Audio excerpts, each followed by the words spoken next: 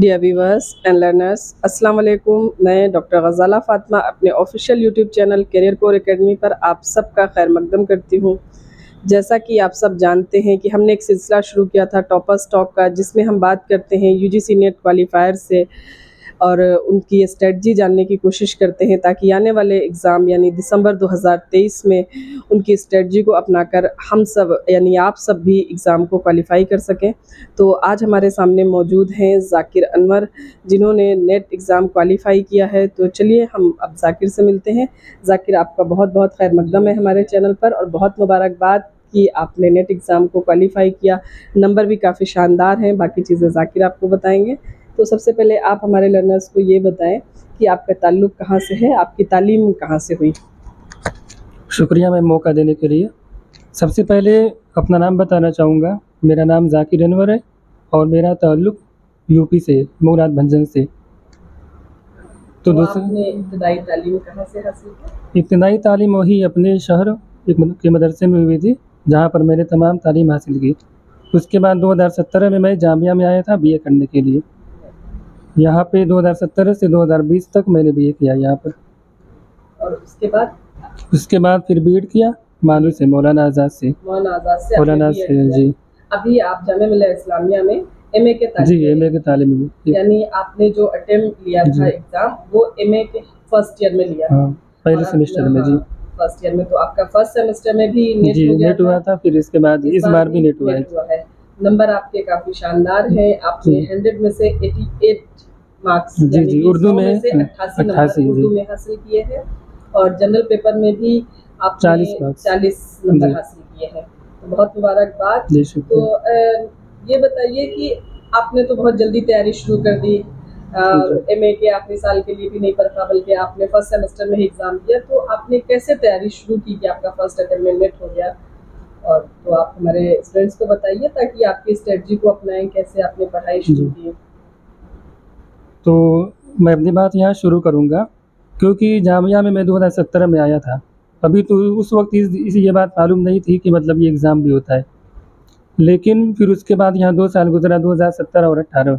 तो उसके बाद ये मालूम हुआ कि यूजीसी का ये एग्ज़ाम होता है और इसके लिए सबसे बच्चों ने पहले तो डराया था, बहुत मेहनत करना पड़ता है यहाँ पे इस एग्ज़ाम के लिए। तो इसीलिए सबसे पहले मैंने ये किया कि उसी वक्त से किताबें पढ़ना शुरू कर दिया था, क्योंकि मुताले की आदत है। तकरीबन 2018 से किताबें पढ़ रहा हूँ।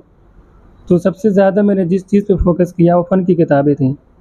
जैसे फ़न की किताबें जिसको बोलते हैं, जैसे अफसाना का फ़न हो गया या नावल का फ़न हो गया। यानी आपने बुनियादी किताबें जो अफसाने, नावल का फ़न हो गया, गज़ल, दास्तान, ये सब जितनी जी को समझने के लिए जो बुनियादी जो चीज़ें होती हैं वो आपने सबसे पहले पढ़ना जी। उस वक्त सबसे बड़ी चीज़ ये थी कि अभी तो कोई नावल नहीं पढ़ा था। एमए में आने तक मैंने मतलब कोई नावल नहीं पढ़ा था, चाहे गोदान हो गया, चाहे आँख का दरिया हो गया, कोई सा भी नावल मैंने नहीं पढ़ा था। लेकिन उसके बाद जब तैयारी बराबर शुरू किया, अभी इब्तिदा मतलब की थी एमए में आने के बाद, तो सबसे पहले मैंने तमाम नावल पढ़ लिया जो सिलेबस में शामिल है। लेकिन सबसे बड़ी ये जो मुझे और कुछ करना चाहिए था वो था रिवाइज़ करना। उस वक्त मैंने रिवाइज़ नहीं किया था, बस तमाम किताबें पढ़ता गया, नोट भी नहीं बनाया, इसीलिए पहले अटेम्प्ट में बस नेटिव हो पाया। यानी कि कहीं न कहीं एक छोटी सी गलती आपकी रह गई कि मुताला आपने किया जी, मुताला तो किया लेकिन रिवाइज़ नहीं किया था। शायद यही वजह है कि चंद नंबरों से आपका इस बार चंद नंबरों से जी रह गया और चंद नंबरों से रह गया। तो ये आप अपने इसे एक्सेप्ट करते हैं कि आपकी स्ट्रेटजी में इस चीज़ की कमी थी? जी, ये तो कमी थी। जो आप इस जो कमी आपके यहाँ रह गई और उसका जो आपके साथ मतलब चंद नंबरों से ही आपका ज़ायरत रह गया, तो आप हमारे लर्नर्स को कोई पैगाम देना चाहेंगे कि जब पढ़ें तो क्या करें? सबसे पहले मतलब ये करना चाहिए कि सिलेबस निकाल के सामने रखना चाहिए। मैं सबसे बार बार बोलता हूँ, सिलेबस सामने होगा, समझ में आएगा क्या पढ़ना है। अगर ऐसी बिना सिलेबस की पढ़ाई होगी तो एक ख्याल भी नहीं बनेगा कि हम क्या पढ़ रहे हैं और हमारा सिलेबस क्या है। इसीलिए सबसे पहले सिलेबस को समझना चाहिए। उसका पहला यूनिट हो गया ज़ुबान की तारीख़ है, उसमें बच्चों को बहुत दिक्कत होती है, तो उसके लिए चाहिए कि मतलब 3-4 किताबें पढ़ लेंगे तब भी आसानी हो जाएगी। उसके बाद कसीदा का होगा, कसीदे में भी लोग को दिक्कत होती है, मतलब कसीदा पढ़ना या उसको किस तरह पढ़ा जाए, उसको समझना। तो इसीलिए मैं बोलता हूँ कि मतलब फ़न की किताबें पढ़ना चाहिए, उससे क्या होता है कि ज़हन खुलता है। आपकी बुनियाद हाँ, मजबूत। इन्फॉर्मेशन भी वहाँ ज़्यादा मिलती है अपन की किताबों की वजह से। और इस सबसे बड़ी चीज़ है, बुनियाद मजबूत होती है। अगर ना अगर पहले नावल पढ़ेंगे तो इसका ये होता है कि नावल तो पढ़ लिया हमने, लेकिन कभी कभी समझ ही नहीं पाते नावल में क्या कहा गया है, कहानी सामने नहीं आती है। इसी वजह से मैं कहता हूँ मतलब फन की किताबें पे फोकस करना चाहिए। ओके। तो यानी कि एक छोटी सी गलती, आपने मुताला भी किया, जी। आप अल्हम्दुलिल्लाह ज़ाकिर, मुताले से तो मैं भी वाकिफ़ हूँ, मुताला जी, जी। करते भी हैं, लिखते भी अच्छे हैं, तहरीर भी काफ़ी अच्छी है ज़ाकिर की। लेकिन जो छोटी सी कमी रह गई आपकी, छोटी सी या बहुत बड़ी भी कह वही सकते हैं, कि नोट नहीं आपने बनाया तो रिवाइज़ नहीं इससे। किया और सेल्फ नोट्स कम बनाए, सिर्फ पढ़ने पे ध्यान दिया। हाँ, वो नोट तो और अभी वो तक। कन्फ्यूज़न जी। क्रिएट करता है, सिर्फ पढ़ना कन्फ्यूज़न क्रिएट सबसे करता ज़्यादा इस बार का एग्ज़ाम देख के मतलब ये एहसास हुआ है। कि अगर मैं पढ़ने के बाद उसको रिवाइज़ किया होता तो जेआरएफ तो आसानी से हो सकता था। जी, इसीलिए शायद चंद नंबरों जी, से या चंद चंद नंबरों से। नंबर ही कम रह गए, जी, कि जी। 2-4 क्वेश्चन, और वो 2-4 क्वेश्चन आई थिंक लेकिन वो कन्फ्यूज़न में। एग्ज़ाम देने के बाद ये एहसास हुआ, पहले तो ऐसे ही तो चल रहा था। इंशाल्लाह हम उम्मीद करते हैं कि नेक्स्ट एग्ज़ाम में आप जी। इस कमी को दूर करेंगे और कामयाबी जी, हासिल करेंगे। इंशाल्लाह। तो ये बताइए, जनरल पेपर में आपने कैसे पढ़ाई की? उसमें आप कितने घंटे देते थे? जनरल पेपर का ये मामला था कि अभी शुरू किया था मैंने। ये असल एग्ज़ाम जल्दी जल्दी होगी, दिसंबर के बाद शायद फरवरी में या और मार्च में आपका हुआ फर्स्ट था। सेमेस्टर भी था, जी। फर्स्ट ईयर था बल्कि, तो दोनों ही तो एग्ज़ाम बड़े हाँ, जल्दी-जल्दी हो तो गए। अभी शुरू किया था तो डेट आ गई अचानक से। तो ये हुआ कि पहले थोड़ा उर्दू का पढ़ लेते हैं, तो इसीलिए उसकी तरफ ज़हन गया ही नहीं। लेकिन जब इस बार अब तैयारी शुरू कर रहा हूँ तो सारा फोकस उसी पे होगा, क्योंकि उर्दू का तो ठीक-ठाक है, उससे बस लिए रिवीज़न करना है। रिवीज़न करता है बस। और आप हमारे स्टूडेंट्स को बताएं कि उर्दू, जैसे कि आपने कहा कि आपने पूरा सिलेबस कवर किया, जो कमी रह गई, वो कंफ्यूजन हुआ, वो रिवाइज ना करने की हाँ, वो वजह से। रिवाइज़ करनी तो थी बस। आपने उर्दू के, कि जैसा कि हम और आप या हमारे स्टूडेंट देख रहे हैं सिलेबस, जी। वो सिलेबस बहुत बड़ा है, तो आपने कैसे उसको पढ़ना शुरू किया? आपने सिंध को समझने के लिए फन की किताबें पढ़ी, बाकी चीज़ों को कैसे आपने पढ़ा? आपकी क्लासेस ने मदद की, आपने कैसे उसको पढ़ा? मेरा मतलब ये तरीका रहा है कि सबसे पहले ये करता हूँ कि जो बुनियादी टॉपिक होता है उसको समझने की कोशिश करता हूँ। जैसे उर्दू ज़बान की तारीख़, अब सबसे पहले ये समझना चाहिए कि उर्दू ज़बान की तारीख़ है क्या? अगर बुनियाद समझ में आ जाएगी तो बहुत बहुत आसानी हो जाती है। उसके बाद फिर दास्तान का मामला है, नावल का मामला है, ड्रामे का, सबके ताल्लुक से यही चाहिए कि सबसे पहले उस चीज़ को समझना चाहिए बुनियाद क्या है, उसके बाद पढ़ने में आसानी होती है।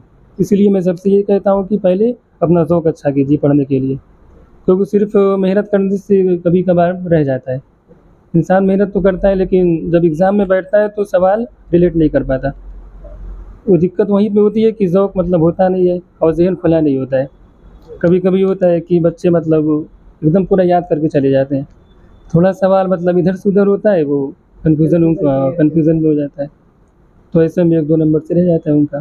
जी, यानी कि जी। आपने बहुत पॉइंट्स की बातें बताई हैं, या ये कहिए कि शायद वो आपके साथ हो गया इन छोटी-छोटी सी जी। गलतियों की वजह से, इसलिए आपको इनका ज़्यादा एहसास है और आप चाहते हैं कि हमारे स्टूडेंट भी या हमारे लर्नर्स भी इस तरह की गलतियाँ ना करें, इसलिए आप शेयर कर रहे हैं। और आप कुछ कहना चाहेंगे, या अपनी अब आपने क्या स्ट्रेटजी बनाई है उसे भी शेयर करना चाहेंगे? अभी इसी तो तरह दोबारा मतलब इस बार एग्ज़ाम देने के लिए शुरुआत की है। की। तो सबसे पहले अब ये कर रहा हूँ कि पहला यूनिट देख रहा हूँ, पहला यूनिट। तो उसी हिसाब से जो मतलब उसमें जो चीज़ें नहीं आ रही हैं तो उसको नोट कर रहा हूँ। जो आ रहा है तो उसको पढ़ के मतलब वो तो ज़हन में पहले से मौजूद है, लेकिन जो नहीं आ रहा है उसको लिख ले रहा हूँ, ताकि बाद में रिवाइज़ करने में आसानी हो। क्योंकि नई चीज़ें आती हैं तो एक बार में याद नहीं होती हैं कभी-कभार, जी, जी। इसीलिए उसको लिख रहा ये हूँ। आप इस तरह का बना रहे हैं। जी। तो चलिए, आपका बहुत-बहुत शुक्रिया कि आप हमारे साथ जुड़े रहे, आपने अपनी स्ट्रेटजी शेयर की, और बहुत मुबारकबाद 2 बार नेट होने के लिए। शुक्रिया। आपने पहला अटेम्प्ट लिया, नेट हो गया आपका अल्हम्दुलिल्लाह। पहले में दूसरा attempt लिया। पहले में तो ये था कि बैठ जाते हैं बस। जी, जी। आप सब एलिजिबल लोगों भी ने नहीं थे, आई एलिजिबल थिंक भी नहीं थे शायद। फर्स्ट हाँ। सेम, क्योंकि फर्स्ट ईयर पूरा जी, होना जी। चाहिए, फर्स्ट ईयर में होनी चाहिए, आप फर्स्ट सेमेस्टर में थे, तो आप एलिजिबल भी नहीं थे। लेकिन सेकंड अटेम्प्ट में थोड़ी से आपको एहसास थोड़ा है सा कि आपको मतलब गलती हाँ, आपसे हुई, कि जो चंद नंबरों से रह गया हाँ, पढ़ना शुरू किया तो फिर अचानक से पेपर हो गया तो एग्ज़ाम, इसीलिए। और हाँ। आपके ये सेमेस्टर एग्ज़ाम भी उसी ज़माने में थे। जी। तो चलिए, हम उम्मीद करते हैं कि अभी 3 से 4 महीना है और आप इसमें जी, पूरी इंशाल्लाह। कोशिश करेंगे और अपना बेस्ट देने की, और हम आपके लिए दुआगो भी हैं कि अल्लाह ताला आपको कामयाबी अता करे। हाँ। और मैं अपने स्टूडेंट्स को एक बात बताना चाहूँगी कि जैसा कि जाकिर ने कहा कि कसीदा समझना मुश्किल होता है, उसकी क़िरात मुश्किल होता है। अगर आपको भी ऐसी कोई परेशानी है तो आप हमारे चैनल करियर कोर एकेडमी पर विज़िट कर सकते हैं, जहाँ पर मैंने कसीदे को तशरीह के साथ पढ़ाया है। आप वहाँ पे देख सकते हैं। मैंने मसनवियों को भी पढ़ाने की कोशिश की है।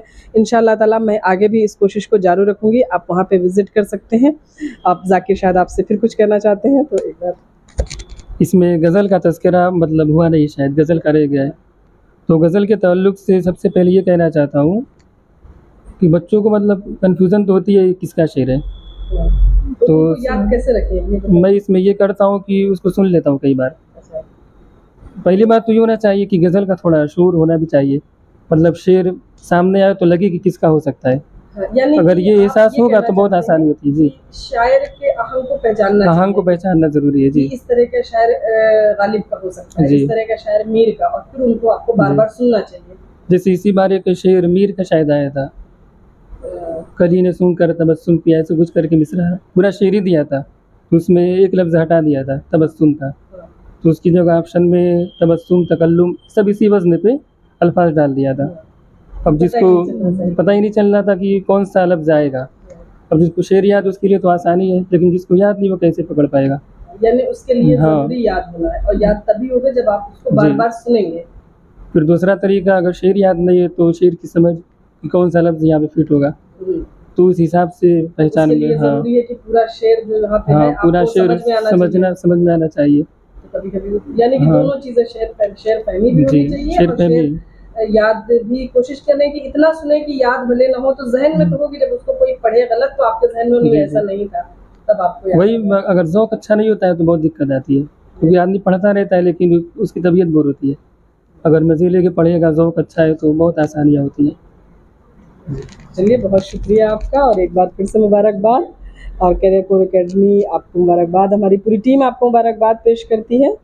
और आपको किसी भी तरह की ज़रूरत हो तो आप हमसे कांटेक्ट कर सकते हैं, हम आपके साथ हैं इस सफ़र में भी। और अब मैं कोशिश करती हूँ कि इंशाल्लाह मैं एक बार फिर आपको इसी प्लेटफॉर्म पर लेकर आऊँगी, तो और आपसे उम्मीदें भी मेरी वाबस्ता हैं। तो चलिए, अब हम अपने व्यूअर्स से विदा लेते हैं और आपको मुबारकबाद पेश करते हुए। और जैसा कि जाकिर ने कहा, आपको किसी भी तरह की परेशानी हो या जो बुनियादी चीज़ें हैं, मैं कोशिश कर रही हूँ, ये छोटी सी कोशिश है फ़रोग़ उर्दू के लिए मैंने शुरू की है। मैं धीरे धीरे करके इन तमाम चीज़ों को, चाहे वो सिन्फ़ के ताल्लुक़ से हो, उनकी बुनियादी जो है, जबकि UGC नेट एग्ज़ाम में तशरीह नहीं पूछते हैं, उसके बावजूद भी मैं कसीदे की तशरीह, मरसिये की, मसनवियों की करने की कोशिश करती हूँ, सिर्फ़ इसलिए कि ताकि आपको उसकी बुनियाद समझ में आ जाए। जब सवालात आपके सामने हों तो आपको मुश्किल ना पेश आए। तो मैंने छोटी सी कोशिश की है, कुछ वीडियोज़ हैं, आप उनसे इस्तिफ़ादा हासिल कर सकते हैं, और इंशाल्लाह ये कोशिश जारी रहेगी। और जल्द ही मैं इसको फिर से शुरू करने वाली हूँ, इस सिलसिले को। तो आप सब चैनल पे विज़िट करते रहें, हमारे चैनल को लाइक करें, सब्सक्राइब करें, और फ़रोग़ उर्दू में हमारा साथ दें।